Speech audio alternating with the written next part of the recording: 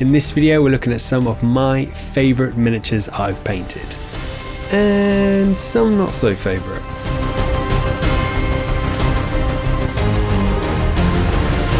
How's it going on, guys and girls? Welcome back to Burnt Aquila Painting. My name is Graham. Welcome to the channel. In this video we're going to be doing something a little bit different, and it's actually a viewer request from Jesse Higgins on my very first video. So Jesse, you asked to see some of my favourite pieces that I'd painted, and here you are. Sorry it took so long. But not only that, I wanted to jazz it up a little bit, so I thought I'd show you some of my favourite and some of my not so favourite and give you reasons why. That being the case, I thought I would have to break this down a little bit, so I've broken it down into 3 categories: infantry, character and vehicle.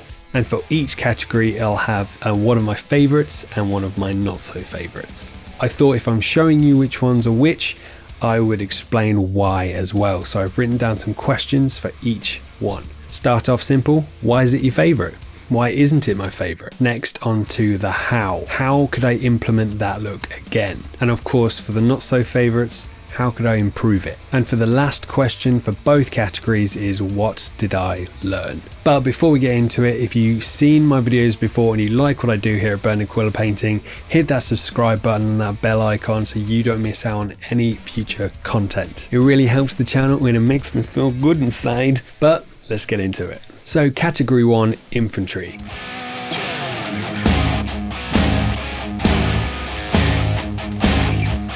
And some of my favourite infantry I've painted has got to be the Primaris Assault Marines from the Indominus box set. Not only are these awesome sculpts, absolutely love like the dynamic kind of look of them. Ooh, bit of fluff.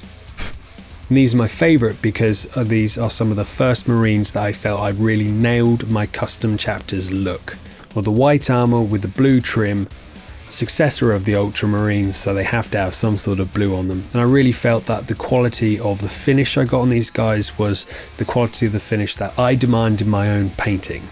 I really felt like I managed to really nail each one. Looks like he's telling a story. He's in the midst of a heroic story happening and unfolding. And I know that sounds a little bit pretentious, but that's the feeling I get from them when I look at these little models. How could I replicate the look and technique of them? Really ties into the third question as well for these ones. I learned how I can replicate the edge highlighting, the airbrushing techniques to speed up those processes and get those processes to look the same over squad to squad to squad to vehicle to character. And it was on these miniatures I learned how to paint them in a time efficient and effective manner. And that's one of the reasons why they're some of my favourite. So onto one of my less favourite infantry models.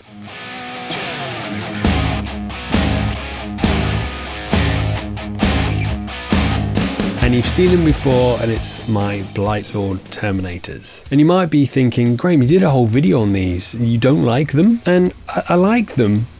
I feel like I can do a lot better than the results of them, but having that time constraint was half the fun of that video. I said also in that video with Underdog Painting I would go back and probably update them at some point, and the more they've sat on my display shelf, the more I don't think I will anymore, because I think they're a good reminder of what I am actually capable of in a small amount of time, and that's not a bad thing.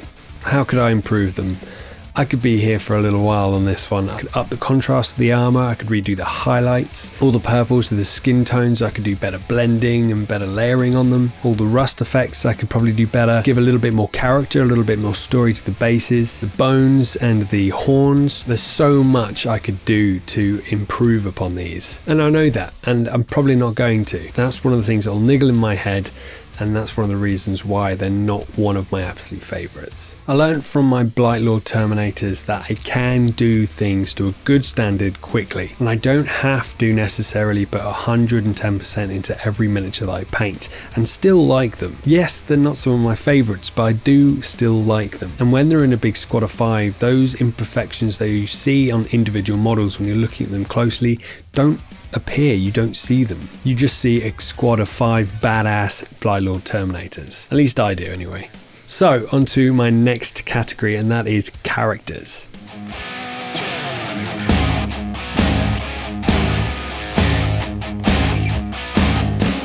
One of my favourite character models that I've painted is got to be the Primaris captain with power sword and storm shield. I think it's a relic shield. That's what I'm calling it anyway. I love this little guy for similar reasons as my Primaris assault squad, but because he's a character, I took it to the next degree. I love the effect that I got on his power sword with the airbrush. I love the textures I achieved on the cloth and the parchment, the little custom Death Guard like severed arm on the base. There's a lot going on in this model, but I think he just looks awesome. I'm really happy with the outcome of this dude. How could I replicate his look? I think just by planning more. I'll be able to do that. There was a lot of planning involved with him, like the colour of his tabard I wanted to be a royal colour.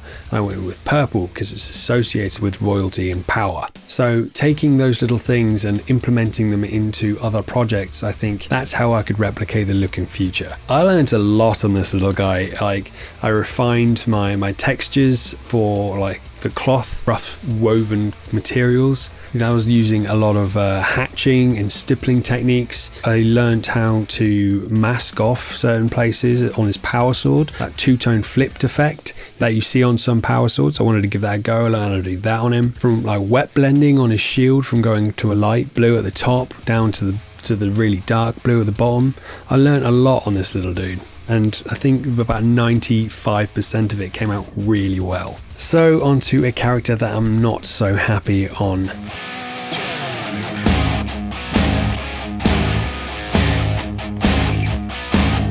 And this is on my custom-made Death Guard Plague Surgeon. There's a lot of stuff I am really happy with this, but in total as a miniature, I think there's a lot that didn't quite hit the mark. So the cloth I made with green stuff, his Narthesium gauntlet I kit bashed, I think is a bit too chunky. His servo skull looks a bit derpy. The biggest gripe I have with him is his positioning. He looks like he's really leaning back, and it's just all those little things that amalgamate into something that I'm really happy I gave a go, but I'm not 100% happy with the outcome. I did learn a lot from this little guy on like how to kit bash, using different parts of different kits to make something new. Like his Narthesium gauntlet I made from the scope of, I think it was an Incursor or a Reaver squad scope for his rifle. So learning those different things and how to kit bash and how to use green stuff and resin, I learned a lot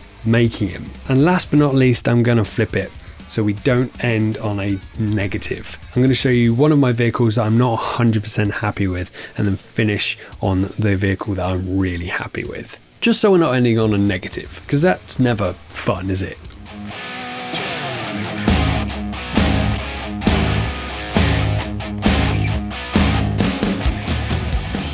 And the vehicle I'm not 100% happy with is my second Plague Burst Crawler. This is a bit of a double-edged sword, because it's this miniature that really launched my Instagram off with the dozer blade. And overall, I am pretty happy with it, but there's just certain things I feel I rushed a bit, or certain things I haven't done quite yet, and certain bits that I'm just not up to my personal standards. The big one being the purple flesh that I added with the green stuff. It just, for me, I feel like I half-assed it and I want to go back and redo it. So at the moment, it's not 100% what I would expect from myself. There are parts of it that I'm really happy with it, like the dozer blade, like the little Nurgle flesh banner with the freehand on it, not doing any of like the gribbly bits underneath the armor on the side panels and things like that, makes it one of the ones that I'm not 100% happy with. I did learn a lot from it because it was at the beginning of my green stuff journey. So I really started to learn how to use green stuff, how it moves, how long it takes to dry. Don't put your fingers in it when it's drying. Also, I was refining my weathering techniques as well on this piece. So weathering comes into that as well. So there is a lot of joy when I look at this miniature. There's just a lot of things that I want to improve upon it as well.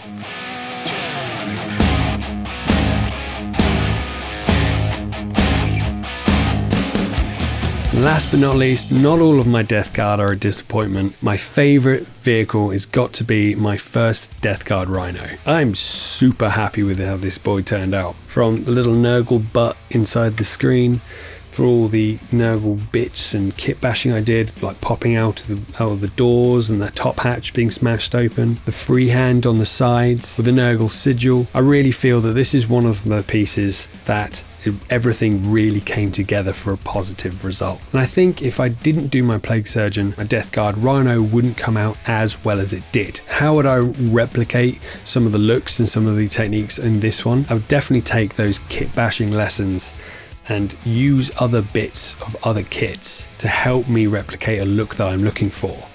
Take the top hatch bursting open, for instance, those oozy kind of mutated alien bits that are pushing out of the top hatch, all from the Tyrannofex kit from Tyranids. And finally, what did I learn from it?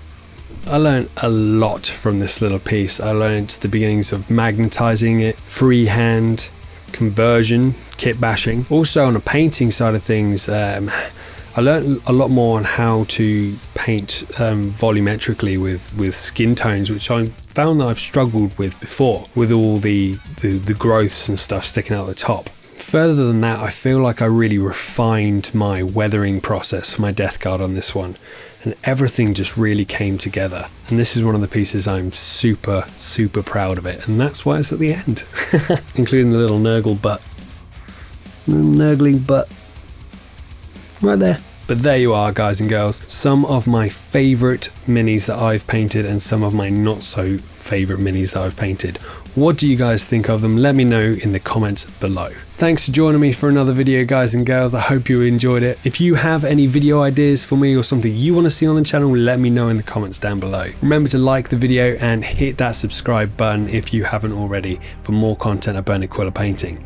And if you have already, you want to get more involved with Burning Quilla, I do have a Patreon. I won't go into the spiel of things, you've heard it all before on YouTube before, but there's 2 tiers and it really helps me with this channel. But that's it for me for another video of Burning Quilla painting.